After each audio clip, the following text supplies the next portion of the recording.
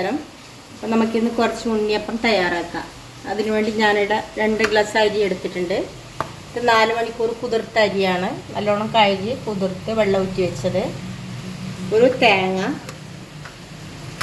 1/2 kilo ശർക്കര, 6 ചെറുപഴം. ഇത് തീരെ ചെറുതായതുകൊണ്ട് ഞാൻ 6 എണ്ണം എടുത്ത്. മീഡിയം സൈസ് ആണെങ്കിൽ ഒരു 4 എണ്ണം മതിയാവും. ഒരു പിടി അവല്, ഏലക്ക 1 സ്പൂണ്, പിന്നെ ഒരു നുള്ളു ഉപ്പ്. നമുക്കിതെല്ലാം മിക്സിയിലിട്ട് ഒന്ന് അരച്ചെടുക്കാം.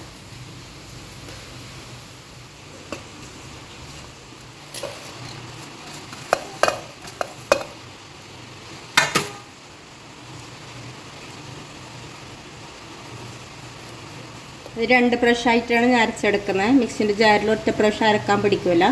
പിന്നെ ഒരു 1/2 ഗ്ലാസ് വെള്ളം കൂടി ചേർത്ത് കൊടുക്കാം. എന്നിട്ട് നമുക്കിത് അരച്ചെടുക്കാം.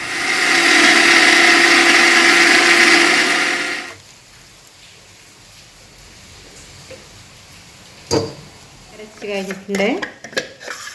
അരപ്പൊരു പാത്രത്തിലേക്ക് മാറ്റി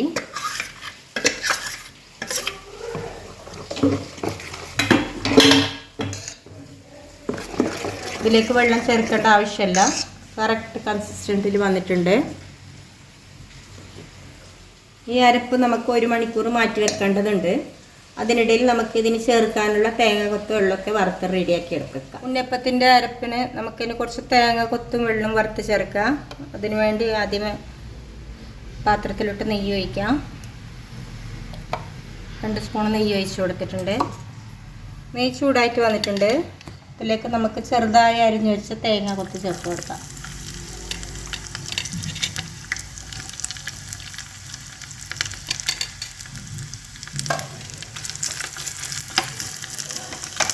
തേങ്ങ കൊത്ത് മൂത്ത് വന്നിട്ടുണ്ട്. ഇനി ഇതിലേക്ക് നമുക്ക് കഴുകി വെച്ച് എള്ള് ചേർത്ത് കൊടുക്കാം.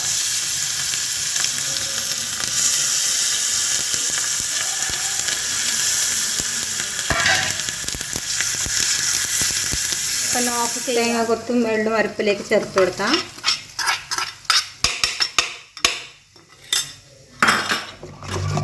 നല്ലോണം അരപ്പ് ഇളക്കി കൊടുക്കാം. ഇത് അരച്ച് വെച്ച് 1 മണിക്കൂർ കഴിഞ്ഞിട്ടുണ്ട് ഏകദേശം. നമുക്കിനി ഇത് ചുട്ടെടുക്കാൻ തുടങ്ങാം. ഇപ്പോൾ നല്ലോണം ഇളക്കി കൊടുത്തിട്ടുണ്ട്. ഈ കൺസിസ്റ്റൻസിലാണ് വേണ്ടത്. ഉണ്ണിയപ്പം ചൂടുന്നതിന് വേണ്ടിയുള്ള പാത്രം അടുപ്പത്ത് വെച്ചിട്ടുണ്ട്. പാത്രം ചൂടായി വന്നപ്പോൾ നമുക്ക് തേങ്ങ ഇട്ട് കൊടുക്കാം.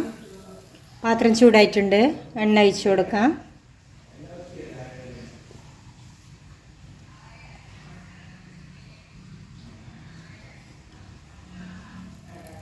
എണ്ണ ചൂടായി വന്നിട്ടുണ്ട്. ഇനി കുറേശ്ശെ അരപ്പ് ഇതിലോട്ട് ഒഴിച്ച് കൊടുക്കാം.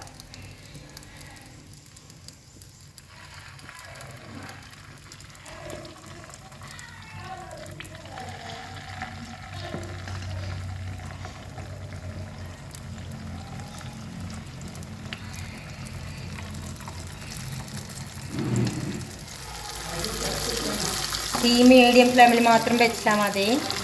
വലിയ ഫ്ലെയിമിൽ വെച്ചാൽ എണ്ണ ചൂടായിട്ട് കരിഞ്ഞു പോകാൻ സാധ്യതയുണ്ട്. എല്ലാ കടയിലും ഒഴിച്ച് വെച്ചിട്ടുണ്ട്.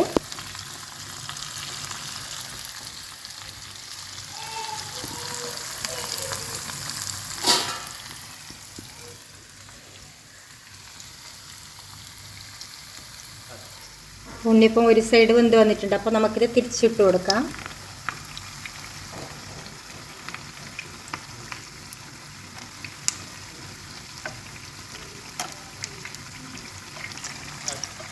അപ്പം തിരിച്ചിട്ടിട്ടുണ്ട്. ഇനി ഇത് ഉൾവശം കൂടി ഒന്ന് നമുക്ക് വെന്ത് കിട്ടണം. റെഡി ആയിട്ടുണ്ട്. നമുക്കിന്ന് എടുക്കാം.